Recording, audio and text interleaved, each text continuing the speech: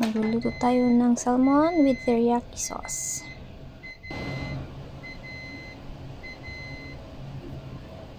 Salmon.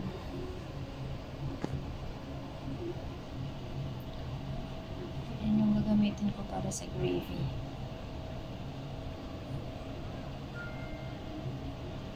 Black pepper, honey, dark soy sauce, light soy sauce, at saka orange.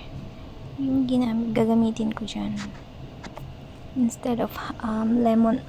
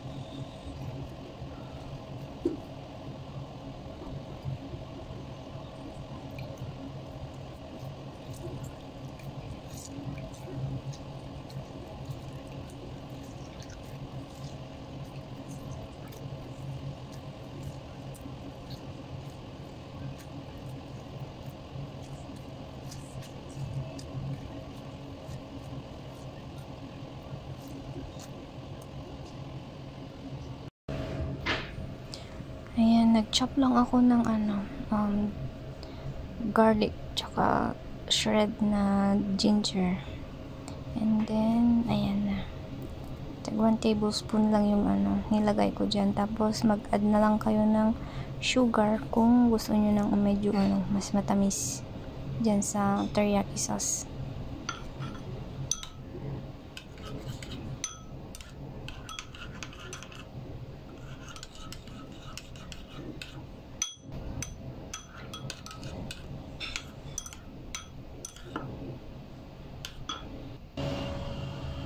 Ayan, sinison ko lang siya ng black pepper and salt. And then, inanhan ko lang siya ng cornstarch para hindi didikit sa kawali. Ayan. Low fire lang yung niyan para hindi mabilis masunog yung sauce, yung teriyaki sauce.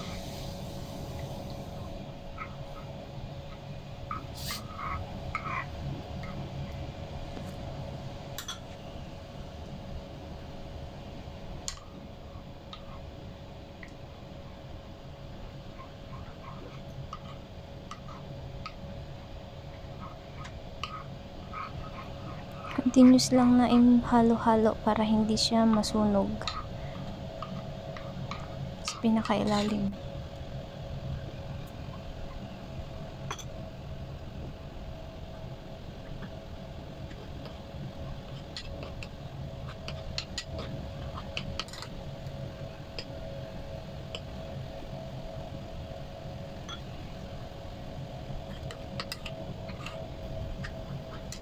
Ayan, pag ganyan yung consistency niya, okay na yan. Tapos, iprito naman natin yung hiniwa-hiwa ko na salmon fillet. Ayan na. Prito lang natin yan hanggang mag golden brown.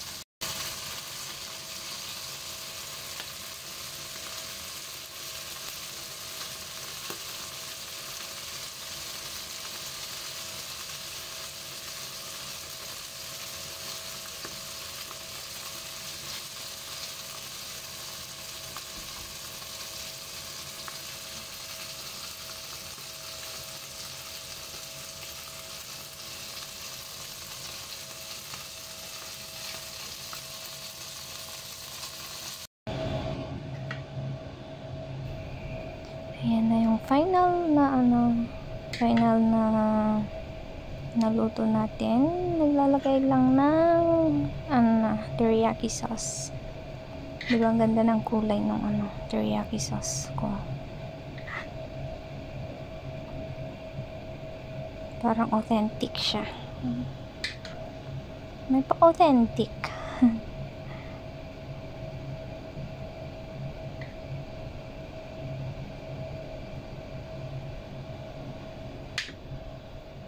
Then sprinkle with sesame seeds. And then after that, tapos na, ready to serve.